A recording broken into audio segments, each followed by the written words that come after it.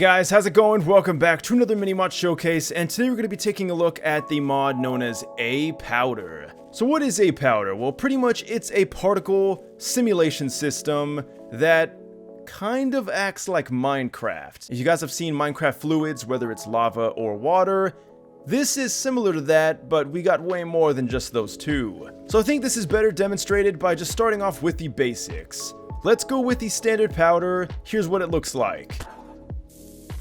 So as you can see, you spawn it in, and it very slowly settles down to the ground. Now, this is, all cool and everything, but you might be wondering, how does it interact with the world? And, well, it reacts exactly how you'd expect it to.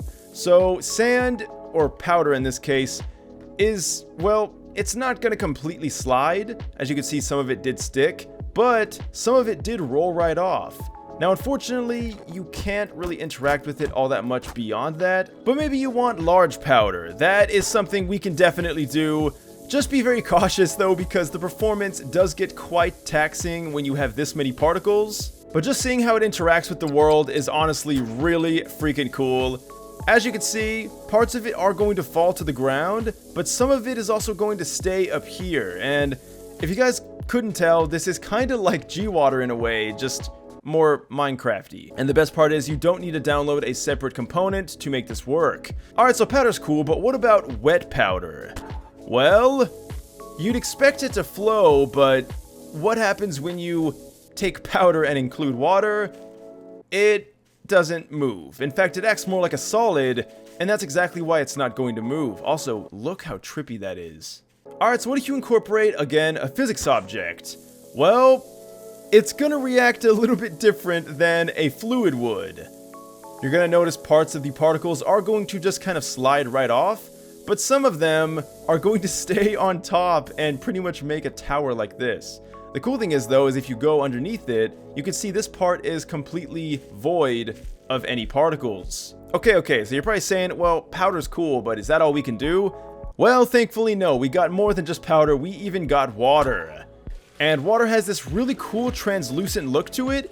This really reminds me of Gmod here, just again a bit more Minecrafty with the, slower frame rate. But it does kind of act similar to it. Although once again, be very cautious with the amount of particles you spawn because it can be, again, taxing. However, thankfully, just like Gmod, you can increase the scale. So if we go up to here, now the particles are going to be bigger, but they're not going to be more numerous, which is going to be fantastic for our performance. Alright, next up we got dirt. So dirt's interesting because, well, it doesn't really move. It just kind of sits there, which is exactly how you'd expect dirt to act. Alright, but what about mud? Mud, obviously, with water. And listen to that lovely goopy sound. Just makes me cringe. But you know what, it's pretty cool. So it's pretty much dirt, just more fluid-like, which is exactly what I expect mud to be like. And we got stone. Stone obviously being very solid.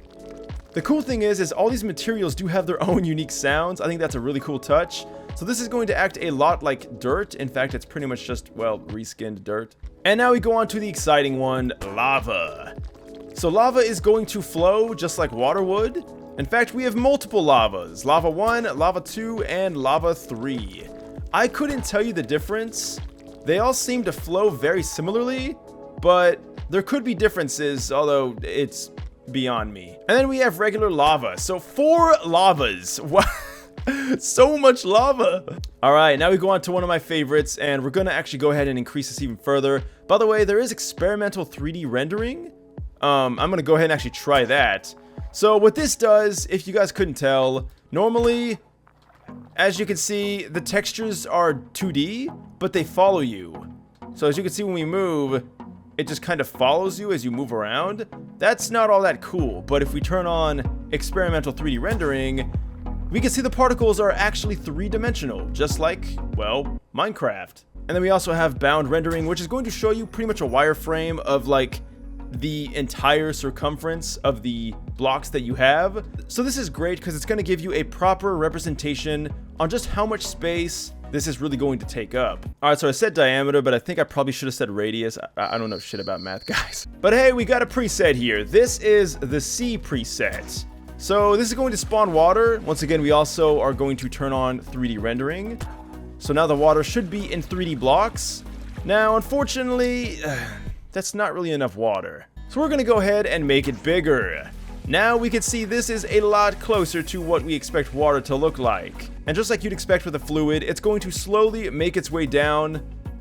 Or actually, I think it stopped. All right, back to the fluids that we do have. We have blood drawing 1 and blood drawing 2. So you can see it, you know, the blood's getting more viscous, I guess. And then of course we just have dry blood, which yeah. At this point it's pretty much a solid. All right, so now that we've gone over all of what these do, what if we increase the scale a little bit? Now this is where it gets a little fun because you can go over the limit. We're gonna go to 300 here. Now when we spawn this in, we can see we are now way bigger than before, but obviously this is not the limit. We can go even further beyond. All right, this is with 1,000. And we can see we're starting to really fill up the entire map. But now what we're going to do is we're going to increase the particle limit on top of everything. So 1,000 with the higher particle limit. Let's go with mud. Oh my god. So yes, that's right. You could pretty much fill the entire map with these particles. Now, mind you, the particles are going to be massive. So good luck seeing anything. But I gotta admit, this looks pretty damn sick. Oh, that is so cool. So this is when things start to get really fun, because now you can just kind of see every particle slowly fill in the entire map. But guys, that's pretty much it. Let me know what you think. This really does remind me of Gwater. I'd love to hear your thoughts down below in the comment section. Make sure you guys do leave a like, subscribe, all that good stuff, and I'll see you in the next video. Thanks for watching, guys, and until then, farewell.